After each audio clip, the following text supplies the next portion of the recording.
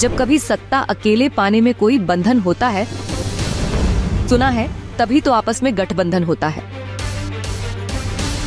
ये पंक्तियां वर्तमान भारतीय राजनैतिक स्थिति पर पूर्णतः लागू हो रही है।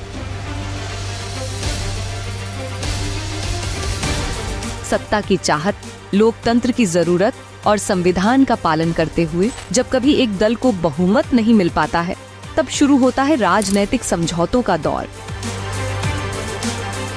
यहाँ सवाल उठता है कि भारतीय लोकतंत्र में राजनैतिक समझौतों का दौर पहली बार कब आया था।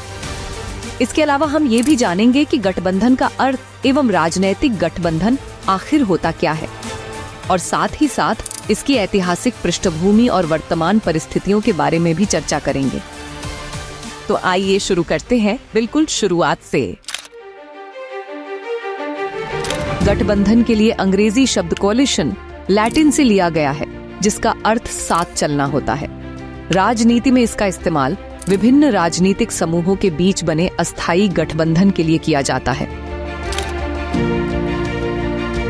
भारत में जब संविधान लागू हुआ, तब देश के संचालन का उत्तरदायित्व चुनी हुई सरकार को दिया गया और इसके लिए चुनाव की व्यवस्था संविधान द्वारा की गई है। भारत में सरकार के गठन के लिए राजनैतिक दलों को आम चुनाव में बहुमत हासिल करना पड़ता है, लेकिन जब एक दल बहुमत प्राप्त नहीं कर पाता है, तब विभिन्न दल एक साथ आकर गठबंधन सरकार का गठन करते हैं। भारत के राजनीतिक इतिहास में केंद्र और राज्य के स्तर पर कई बार गठबंधन सरकारों का गठन हो चुका है। सबसे पहले आजाद भारत में गठबंधन का पहला प्रयास 1952 में श्यामा प्रसाद मुखर्जी ने किया था, जिसके तहत उन्होंने सरकार की कश्मीर नीतियों का विरोध करने के लिए नेशनल डेमोक्रेटिक फ्रंट यानी NDF नाम से गठबंधन बनाया। इसमें 32 लोकसभा और 10 राज्यसभा सांसदों का समर्थन प्राप्त था। केंद्र में पहली बार 1977 में गठबंधन सरकार जनता पार्टी के नेतृत्व में बनी, जिसके मुखिया के रूप में मोरारजी देसाई भारत के पहले गैर कांग्रेसी प्रधानमंत्री बने। बाद में कांग्रेस ने 1980 में इंदिरा गांधी के नेतृत्व में और 1984 में राजीव गांधी के नेतृत्व में बहुमत प्राप्त कर सरकार का गठन किया, लेकिन 1989 में फिर गठबंधन की सरकार बनी। इसके बाद 1996-98 में संयुक्त मोर्चा की 2 अस्थिर सरकारों का गठन हुआ। इसके बाद 1998 में अटल बिहारी वाजपेयी ने राजनीतिक परिस्थिति को समझते हुए मौखिक गठबंधन की जगह घोषित गठबंधन करते हुए NDA का गठन किया।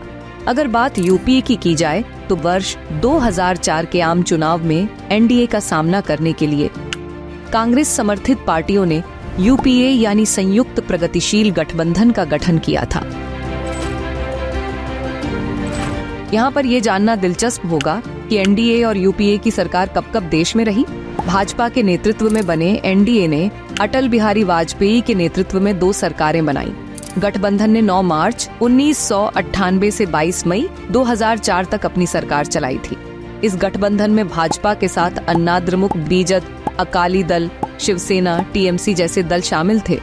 इसके बाद दौर आया कांग्रेस के नेतृत्व वाले संयुक्त प्रगतिशील गठबंधन यूपीए का, जिसने मनमोहन सिंह के नेतृत्व में वर्ष 2004 से लेकर 2014 तक 2 बार सरकार चलाई।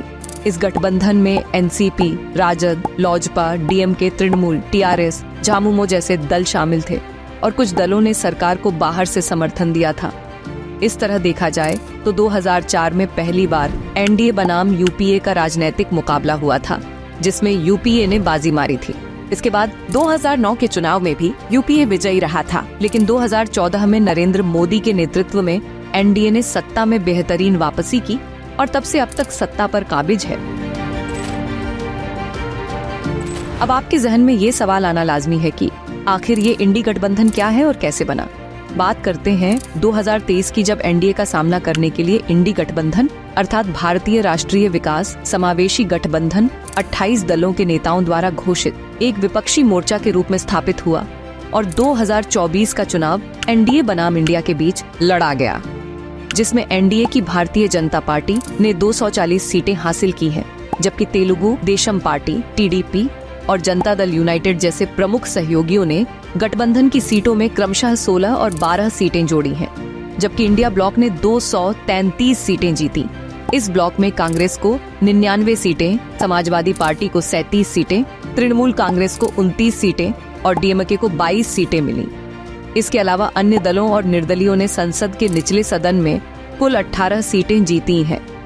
इस परिणाम के आधार पर हम कह सकते हैं कि भारत में अभी भी गठबंधन सरकार ही कार्य करेगी। इसी तरह की रोचक और परीक्षा के लिए उपयोगी जानकारी से रूबरू होने के लिए जुड़े रहिए हमारे साथ। मिलते हैं अगले एपिसोड में ऐसे ही दिलचस्प जानकारी के साथ।